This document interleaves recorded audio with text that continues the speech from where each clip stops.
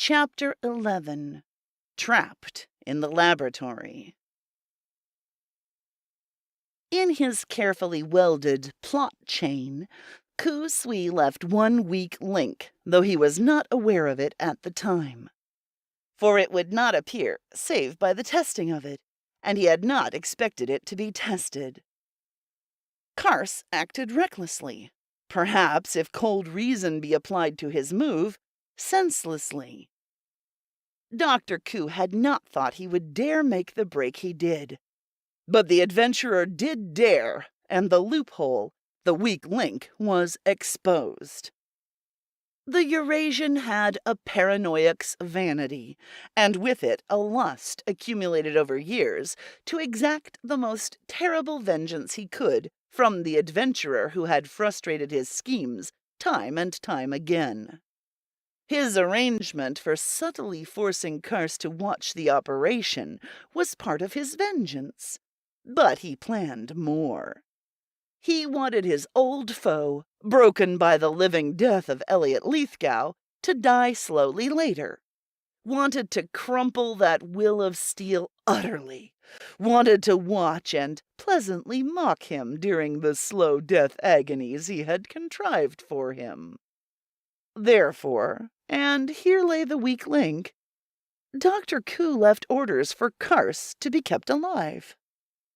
If he had not instructed his coolie guards to wound and not kill, in case of a break for freedom, Carse and Friday could never possibly have gained the corridor alive. The 4 waiting ray guns would have burned out their lives within 3 seconds.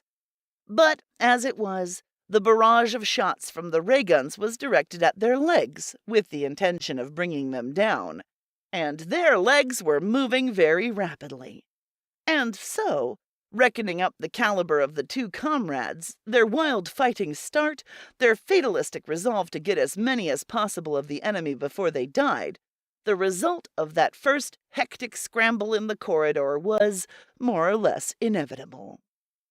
With a savage war whoop that rose ear-shattering above the clanging of the alarm bell, Friday flung his 220 pounds of brawn and muscle after Carse into the thick of the guards, taking no more notice of the spitting streaks of orange light that laced past his legs than if they had been squirts from a water pistol.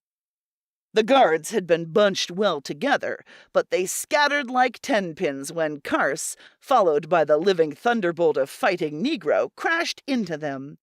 In that first charge, 3 of them were knocked flat, their guns either dropping or twisting loose from their hands. Immediately recovering, the Hawk darted at the 4th with the speed of a striking cobra. His wiry hands closed around the yellow throat, and 2 seconds later, that coolie was no longer connected with the proceedings, a whacking head thump being his passport into insensibility. Again, Friday's exultant war whoop bellowed out over the scene. Carse pushed to his feet, his deadly fighting smile on his face, a ray gun in his hand. He stooped and picked up another. "Get to the master!" roared Friday, an ebon god of war between 2 futilely attacking bodies. "I'm following!" In those red seconds, ultimate success was still too impossible a thing to even hope for, but they would at least try, then die like the men they were. HAWK CARSE sped on down the corridor, a deadly, smoothly functioning fighting machine. And after him, a few seconds later, came leaping the Negro, a whooping giant with a ray gun in each hand and the light of battle flashing in his eyes. As his personal contribution to the fight, he was leaving in the rear 3 sprawled bodies, 2 knocked cold and the 3rd with a broken neck. Their triumph had so far been a matter of but 60 seconds. The jangle of the alarm bell continued ominously. It summoned resistance, well-trained resistance. The defenses of the asteroid awoke to action. Doors spacing the corridor behind now began to open, releasing dozens of Orientals. Nor had these men heard KU SUI's orders. They would shoot to kill. 3 peering faces suddenly were in HAWK CARSE's line of vision ahead. 3 ray guns were settling on him. His famous left hand, the gun hand that was known and dreaded throughout space, moved with the eye-blinding speed that was necessary. His trigger finger bent only 3 times, but each of the pencil-thin streaks of orange that spat forth brought down a man, and he had struck without slackening his stride for an instant. Twice more his ray gun spoke, and then the goal, the entrance to the central laboratory, was just ahead. Carse glanced back. "Yes, sir!" a fierce voice yelled out to him. "Coming!" Friday was bringing up the rear as fast as he could. He came sideways in a zigzag course, ducking and whirling constantly, and in between firing promptly at any portions of enemy anatomies that dared project into the line of the corridor. The Hawk covered the last few yards of his retreat, and then they were together at the laboratory. "The knob!" Carse ordered, spraying the corridor in general warning.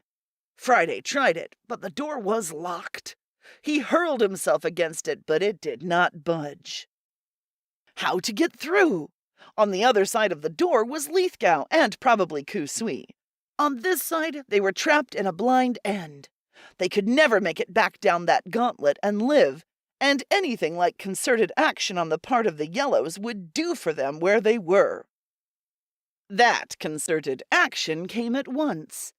70 feet behind, a heavy-shot projector was pushed out on its little rollers from one of the doors.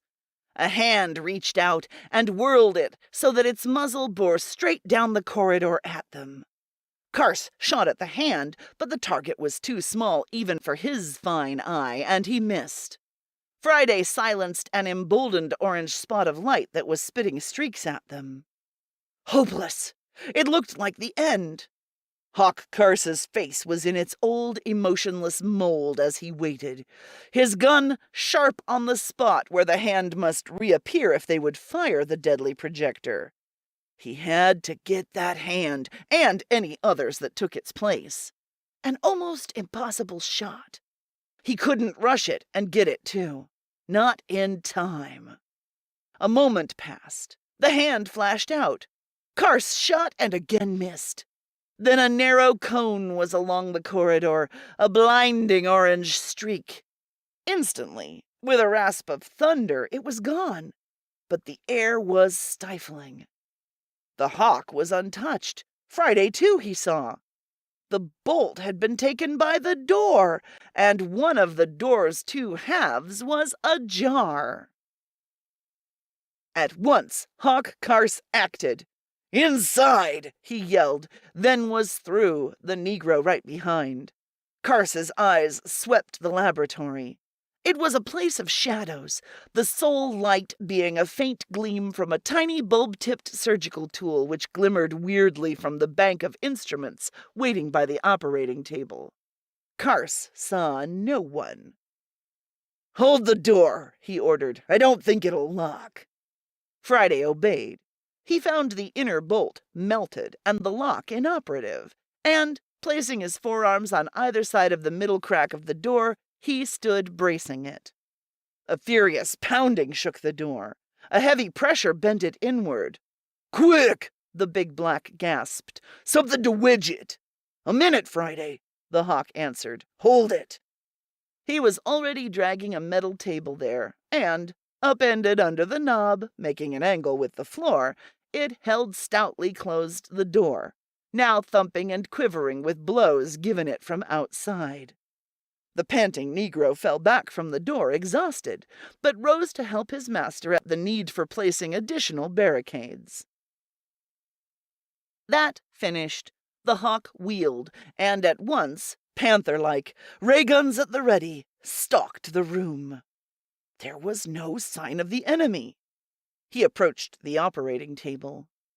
A great relief flooded his grim face as he sighted Elliot Lithgow, lying there, apparently untouched and still conscious.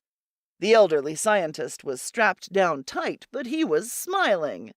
"I knew you'd come, Carse, if you could.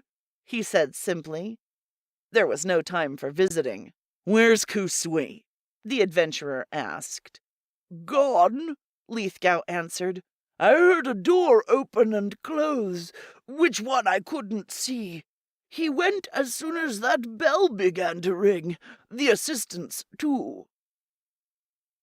Through the shouts and batterings at the barricaded door came a new sound, from another direction. Like a streak, the Hawk was at one of the 3 other doors, throwing its inside hand bolt, and by the time he had shot over the second, Friday had taken the cue and secured the remaining one. The Negro let out a vast breath. "Oomph," he said. "I'll tell the universe that was close." HAWK CARSE said nothing. With eyes ever watchful for sign of a trick or a trap in the apparently deserted laboratory, he quickly unbuckled the bands that held Lithgow to the operating table. Friday lifted the scientist to the floor, where he stretched weakly. The adventurer smiled faintly, then his eyes went cold and serious. Crisply he said, "We came, yes, but now I think we're trapped. There'll be men outside each of these 4 doors. The bolts may hold them a while, but eventually they'll get through. We must look for further weapons. If only there were better light. Friday," he ordered, "look for a switch. Ah!" With a thud and a booming reverberation, a systematic battering had begun on the metal door through which they had entered. It quivered visibly and rang as the powerful blows from the other side bludgeoned into it, and, evenly spaced, shrewdly delivered at the vital middle point. Rang! Rang! Even strokes, ringing throughout the barred laboratory. Rang! Rang! And then a similar piece settled into clanging routine on another door. Then on the remaining 2. The bolts holding them jumped with each deafening thud. Friday scowled, forgot to search farther for the switch, took a few short, indecisive steps, and then stood still again, looking questioningly at his master. The Hawk stood silent also, smoothing the bangs of flaxen hair above one temple, his face knit in concentration. He had been afraid they would use the great projector on the door, and had been somewhat cheered by the reflection that they dared not, for fear of destroying the contents of the laboratory, especially the irreplaceable brains. But this was worse. KU SUI was, without question, directing their efforts now, and that being the case, he could expect to see one door after another battered down, and then a concerted 4-point rush, which would end everything. Elliot Lithgow said the extraordinary thing that pointed a way out. "May I suggest," he said mildly, "that we try to get Dr. KU SUI's brains to help us?" "What do you mean?" The older man smiled, a little sadly. "Those brains, they once were friends of mine.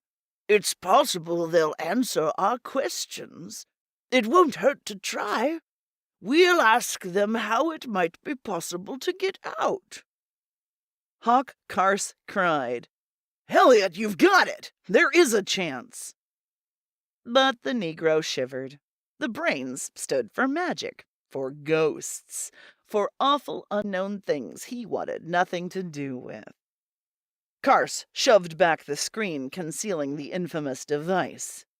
"We know where this switch is, at least. If only the current's not been turned off." "Probably not," the master scientist said, out of his own technical thought train. Friday hung back, loath to be concerned.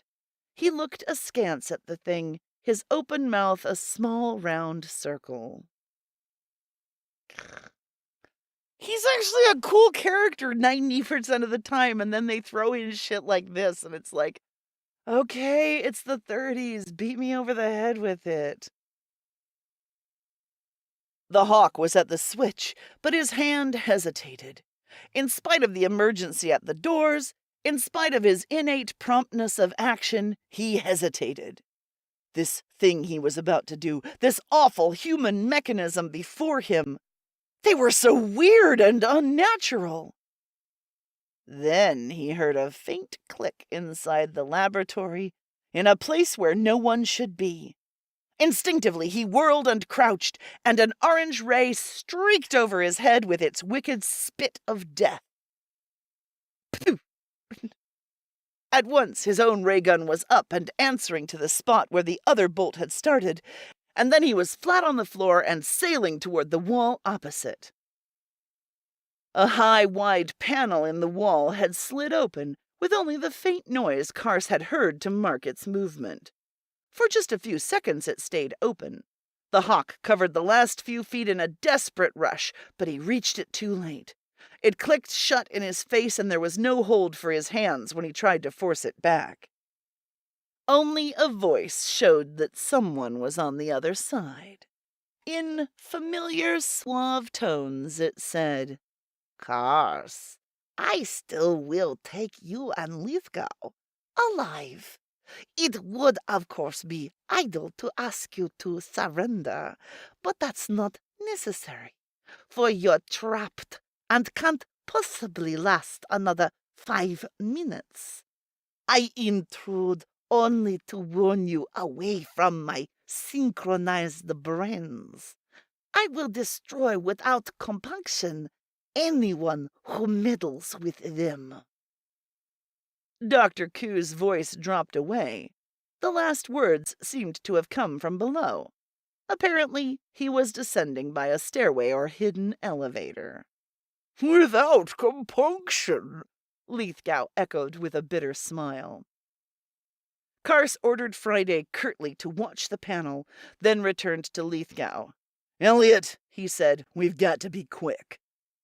And with his words, the delicate, overstrained filament in the tiny instrument bulb gave out, and the laboratory was plunged into ultimate blackness.